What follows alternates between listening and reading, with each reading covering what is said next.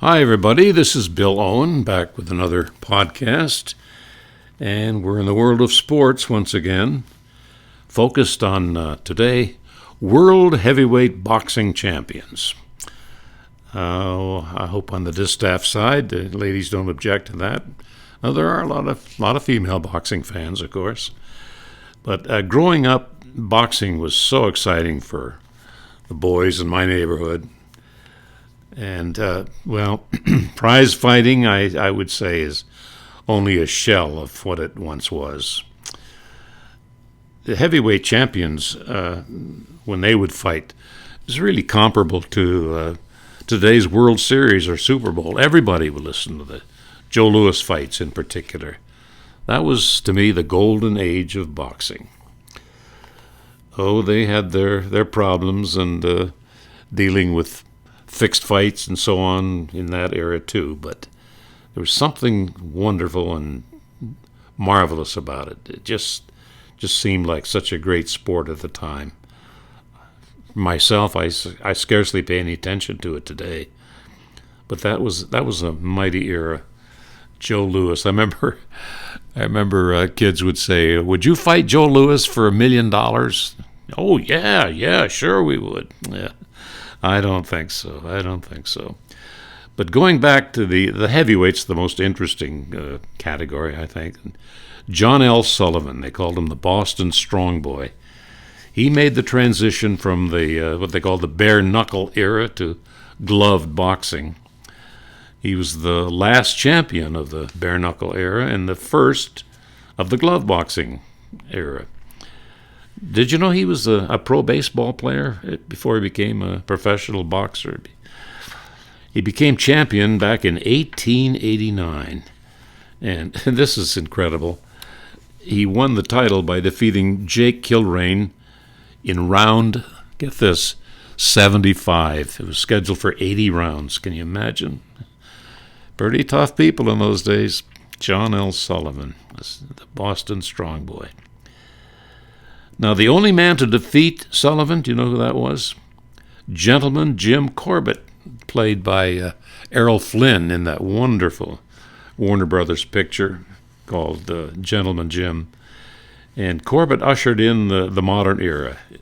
By that, I mean he used a technique more than just brute force when he was in the ring. And he managed to beat the great John L. in round 21. And he lost his title eventually to Bob Fitzsimmons. He always wanted a rematch with Fitzsimmons, was never able to get one.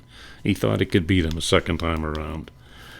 And that was in a 14th round KO by Bob Fitzsimmons. Then it's Fitzsimmons' turn to lose, and he lost to Jim Jeffries in 11 rounds. Then along came Jack Johnson, the first black champion. A very controversial character.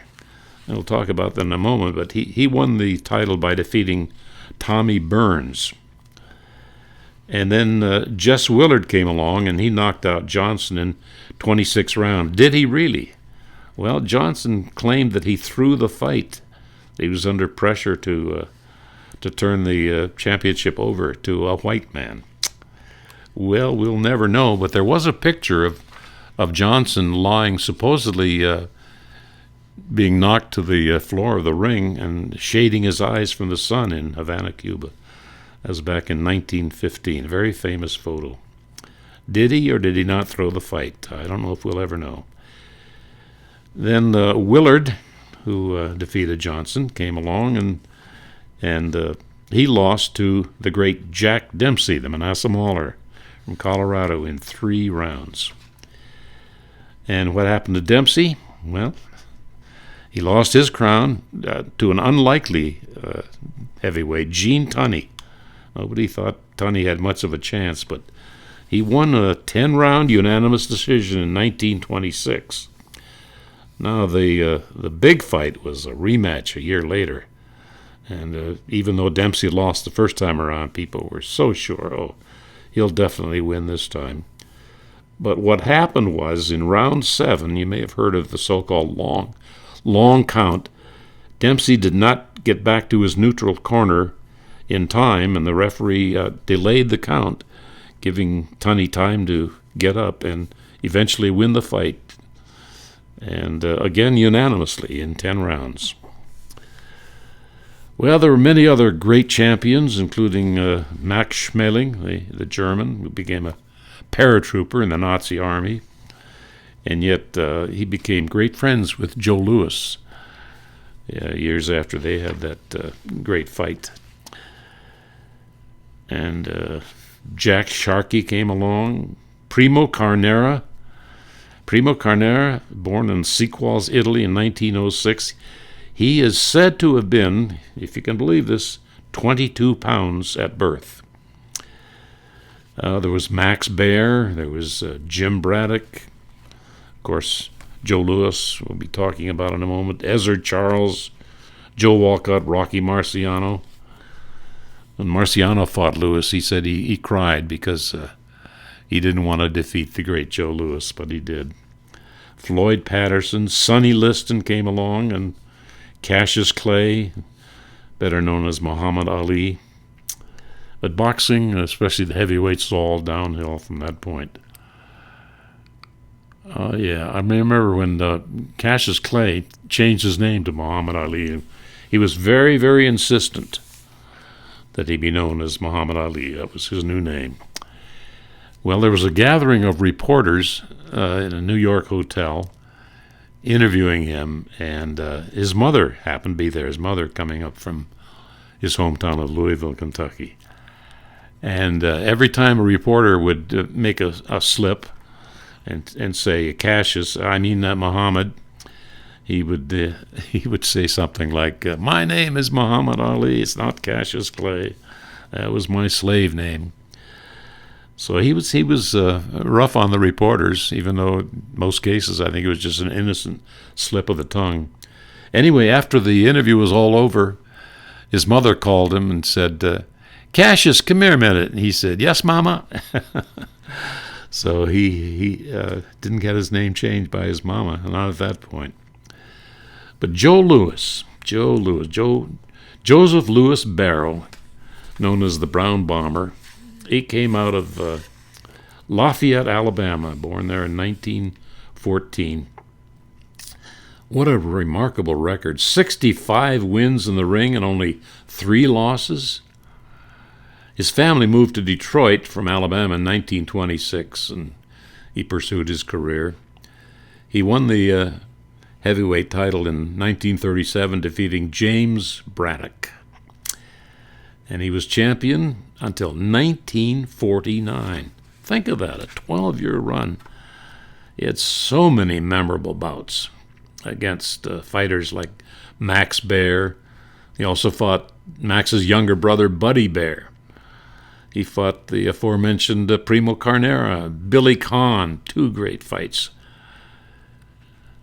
I remember Conn had a way of dancing away. He was probably a better boxer. He wasn't as powerful as Louis. But the line was, Joe Louis said, he can run, but he can't hide. And there was one rap against Joe Louis. It was said that he did not ever want to fight a lefty because he got confused in the ring against a lefty. Well, he didn't have any lefty fights, but he had a challenger. The light heavyweight champion Melio Bettina was a southpaw, and he desperately wanted to take on Joe Louis, but Joe never gave him that chance. Oh, there was 2-ton Tony Galento. He used to train on beer and cigars, he said. Tommy Farr, Max Spelling we mentioned, Jersey Joe Walcott, Abe Simon, all fights with Louis. Bob Pastor, Johnny Paycheck, I love that name. Lou Nova, Arturo Godoy, 27 championship fights. His only defeats, Joe Louis we're talking about, the only defeats in his career were to Max Spelling, which he avenged in the first round in their return match, Rocky Marciano, and Ezzard Charles. And it was that defeat to Ezzard Charles that cost Joe Louis his title.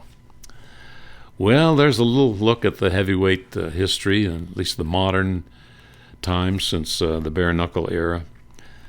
And it's kind of sad what's happened to to the profession of boxing.